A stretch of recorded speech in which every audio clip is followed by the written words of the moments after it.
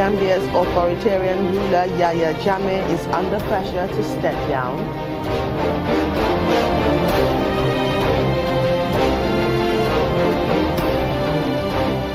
And later, Nigeria's female football team, the Super Falcons, continue protests over non-payment of their allowances.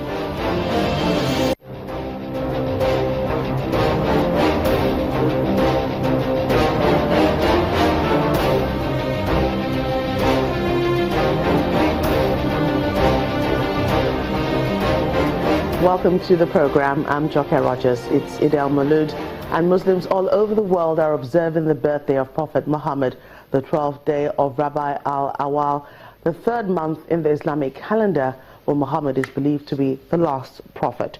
In Nigeria, a public holiday has been declared to mark the day, as Muslims are asked to use the occasion to imbibe and promote the virtues of peace, unity and love, as exemplified by Prophet Muhammad.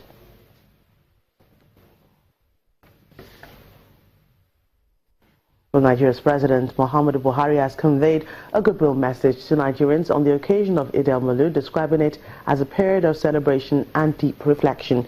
He asks Nigerians to use the occasion to reflect on the current challenges of the country, not to lose faith in the ability of his administration to make a difference in the lives of the people.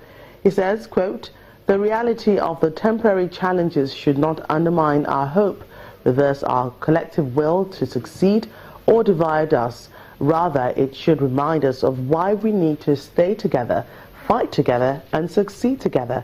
We all share a vision of a better Nigeria, and we will all share in the responsibility of building the country of our dreams." End of quote.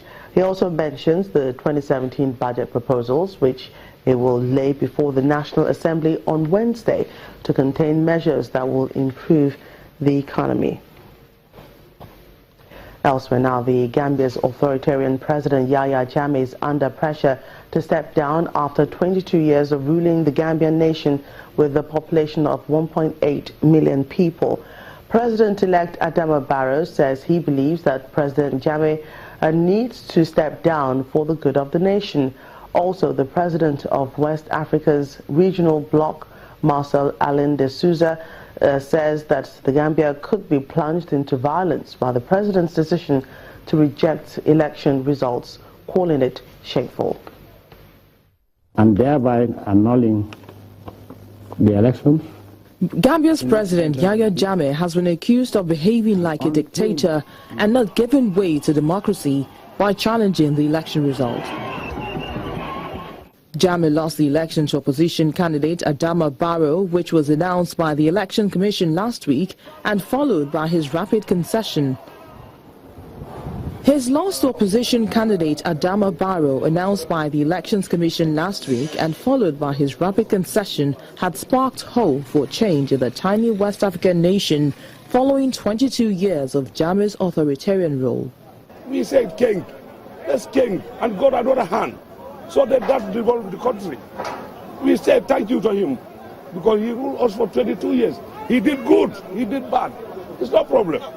So we can tell him thank you for what you have done for us.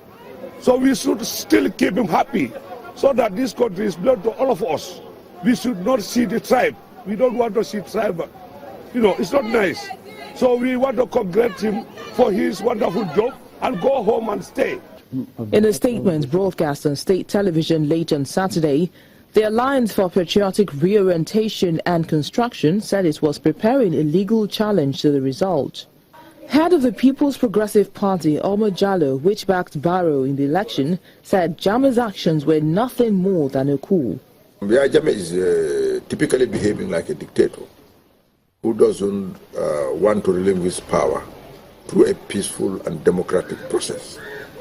I think the Gambian constitution requires that we hold our elections through an independent electoral commission.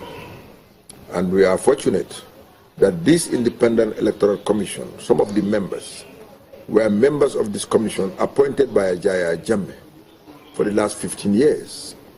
The 4 or 3 elections won by Jammeh through the election that was supervised by the same people in the commission.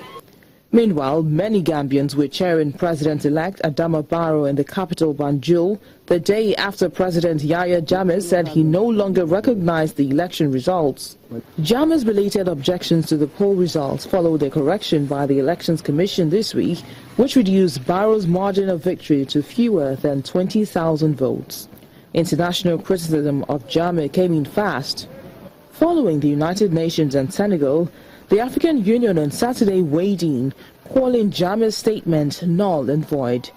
The European Union has also called for a peaceful transfer of power.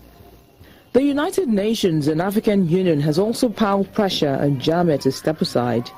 Senegal, which has Gambia's only land border and once sent troops there during the coup, has called for an emergency meeting of the UN Security Council and solemnly warned Jammeh not to harm Senegal's interests or its citizens in the Gambia.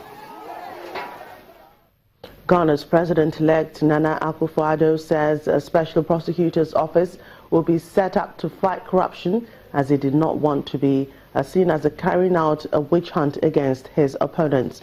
He adds that the special prosecutor will be someone who commands the respect of the society and at the same time has an independent mind to make decisions. Mr. Akufo-Addo also adds that his main priority once he is inaugurated will be to tackle the economic crisis and bring down the alarming high level of unemployment among young people. Mr. Akufo-Addo defeated President John Mahama in last week's election, securing 53.85% of the votes, while his rival got 44.40%. Mr. Mahama accepted defeat and is expected to hand over power to Mr. Akufo-Addo next month. Egypt's Coptic community has held a funeral service for 25 Christians killed in a bombing on Sunday at a church next to the main cathedral in the capital, Cairo. The victims' coffins were laid in front of the altar with their names displayed on the side facing the congregation.